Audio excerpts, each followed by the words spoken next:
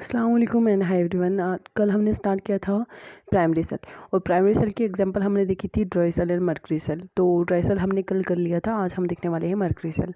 तो देखो, mercury cell को इन्वेंट किया था रुब्बन ने 1842 में।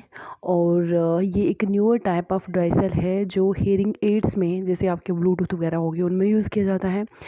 वॉचेज़ में यूज़ किया जाता है जो रिस्ट वॉच वगैरह होती है, और उसके बाद कैमराज़ में यूज़ किए जाते हैं, और उसके बाद कैलकुलेटर्स में यूज़ किए जाते हैं। और यूज़ क्यों किए जाते हैं? क्योंकि ऐसा आपने सुना होगा कि मर्करी इज़ वेरी पॉइजनस, है ना। तो इसके बावजूद भी क्यों यूज़ किया जाता है? Because of its compact nature. इसकी कॉम्पैक्ट नेचर की वजह से ये यूज़ किया जाता है। चलिए अब देखते हैं इसका कॉन्स्ट्रक्शन। तो सबसे पहले तो जो यहाँ पर मैंने लास्ट पे बना दिया है इसका स्ट्रक्चर। देखो, आपने जो घड़ी होती है, जो आपकी रिस्ट वॉच होती है, आपने कभी उसका सेल तो देखा होगा। तो बस वही स्ट्रक्चर है किसका, इसका कैलकुलेटर का देखा होगा आपने। तो यही स्ट्रक्चर है किसका, मर्करी सेल का। लेकिन अब देखें इसके अंदर क्या होता है। तो सबसे पहले तो जैसे बाहर जो मेटल टाइप का लगा होता है वो जिंक मेटल होता है, और वो जिंक जो है वो एक्ट करेगा हमेशा एज ए कैथोड की तरह। उसके बाद बिल्कुल अंदर जाके इन द सेंटर एक रॉड होती है, और जिंक रॉड होती है कार्बन की, है ना। कार्बन रॉड होती है जो एक्ट करती है कैथोड की तरह। अब इस कार्बन रॉड और जिंक कंटेनर को बीच में कौन अलग करता है, कौन अलग करता है? पेस्ट होता है HgO एंड प्लस KOH। इसका पेस्ट होता है mercury oxide plus potassium hydroxide, इन दोनों का पेस्ट होता है।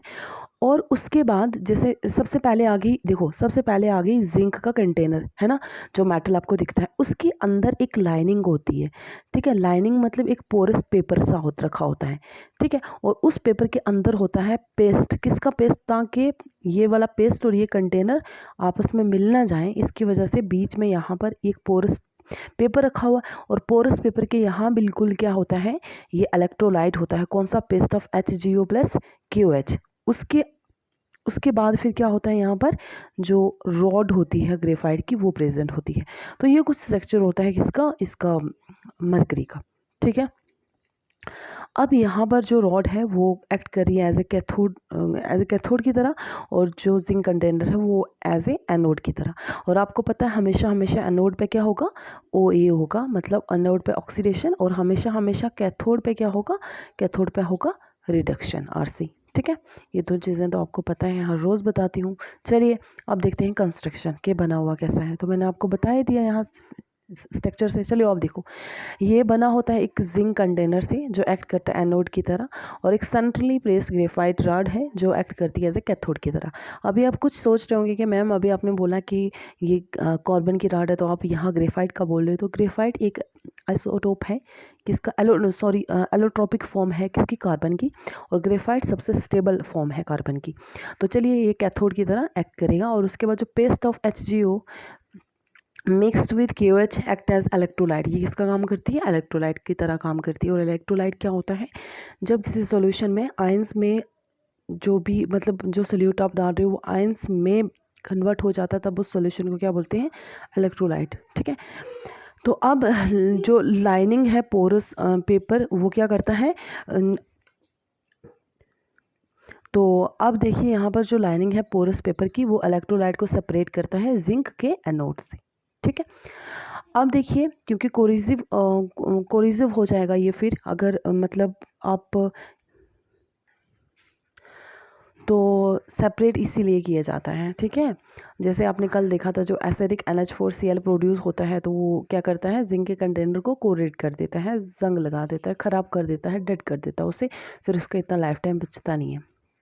चलिए आप वर्किंग देखते हैं कि कैथोड पे क्या होता है, एनोड पे क्या होता है। तो बच्चा ये चीज़ें आप आपको रट जानी चाहिए। एनोड पे हमेशा ऑक्सीडेशन होगा, और ऑक्सीडेशन का मतलब होता है लॉस ऑफ इलेक्ट्रॉन, ठीक है। अब देखो यहाँ पर जिंक है, और जिंक के साथ अंदर इलेक्ट्रोलाइट में KOH भी है। तो K पॉजिटिव OH नेगेटिव, तो यहाँ से 2 OH नेगेटिव आए, ठीक है। और यहाँ पर बन गया जिंक ऑक्साइड ZNO, ठीक है। यहाँ पर क्या, 2 ऑक्सीजन थे 2 वाटर थे, रिएक्शन को बैलेंस कर लेना, यहाँ पर वाटर और प्लस 2 इलेक्ट्रॉन रिलीज होके, ठीक है। क्योंकि Zn+2 बना तभी तो इसने ऑक्सीजन लिया, तो ये हो गया ऑक्सीडाइज्ड, ठीक है। ये ऑक्सीडाइज्ड हो गया। उसके बाद यहाँ पर कैथोड पे देखो HgO plus water plus 2 electron, ठीक है। तो ये क्या बन गया, Hg लिक्विड में प्लस 2H, ठीक है। अब ओवरऑल रिएक्शन लिखेंगे तो देखो यहाँ तक रिएक्टेंट है। अगर रिएक्टेंट या प्रोडक्ट साइड सेम सेम होंगे तो उनको हम सब्सट्रैक्ट या फिर एडिशन कर लेते हैं। लेकिन अगर एक रिएक्टेंट एक प्रोडक्ट इधर भी रिएक्टेंट प्रोडक्ट, तब उनको कैंसिल आउट कर देते हैं। ये जैसे यहाँ पर 2 इलेक्ट्रॉन है, यहाँ पर 2 इलेक्ट्रॉन है, ये रिएक्टेंट का ये प्रोडक्ट का हमने कैंसिल कर दिया। और क्या कटने वाला, देखो यहाँ पर वाटर है और यहाँ पर वाटर है, ये भी कट जाएगा। उसके बाद देखो यहाँ 2H है, यहाँ भी 2H, ये भी कट जाएगा। तो हमारे पास बचा क्या, ये वाला एक zinc solid plus HgO solid, ठीक है। और यहाँ तो कुछ बचा नहीं, फिर ये वाला बचा है ZnO सॉलिड प्लस ये वाला Hg लिक्विड में। तो ये हो गई रिडॉक्स रिएक्शन, यहाँ ऑक्सीडेशन हुई, यहाँ रिडक्शन, ये पूरी रिडॉक्स रिएक्शन। चलो अब हम देखते हैं कि जो इस सेल का जो इसका जो पोटेंशियल होगा वो कितना होगा। तो देखो देखा यहाँ पर ओवरऑल रिएक्शन में आपने देखा होगा कोई भी कैटायन नहीं है, ठीक है, जिसकी कंसंट्रेशन चेंज हो सकती हो। तो इसीलिए ये जो सेल है ये कांस्टेंट पोटेंशियल देता है 1.35 वोल्ट का थ्रू आउट इट्स लाइफ, ठीक है। पूरी लाइफ के लिए कितना वोल्टेज देता है, 1.35।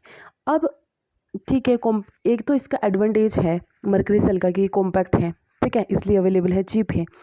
वहीं इसका डिसएडवांटेज भी है। डिसएडवांटेज क्या है, देखो आपको पता है मरकरी के बहुत ज़्यादा पॉइजनस इफेक्ट होते हैं, ठीक है, जैसे नशिया, वॉमिटिंग, और जैसे सेंट्रल नर्वस सिस्टम और रीनल सेंट्रल नर्वस सिस्टम ये भी डैमेज हो जाते हैं। और एक डिजीज़ काज होती है, उस डिजीज़ का नाम होता है मिनामाटा डिजीज़, ठीक है, मिनामाटा डिजीज़। ऐसा पूछा जाता है कि which disease is cause through mercury, तो एक मिनामाटा डिजीज़ है। पहले टाइम पे जब सेकेंड वर्ल्ड वॉर हुई थी तो तब क्या होता था कि लोग जो वेपन्स थे उनमें मर्करी वगैरह यूज़ करते थे, ठीक है, लेकिन उसके बाद बैन हो गया। और क्यों, क्योंकि ये काफ़ी डेंजरस है और बहुत सारी कंट्रीज़ में तो मरकरी अभी भी बैन है। तो आज के लिए इतना ही, थैंक यू।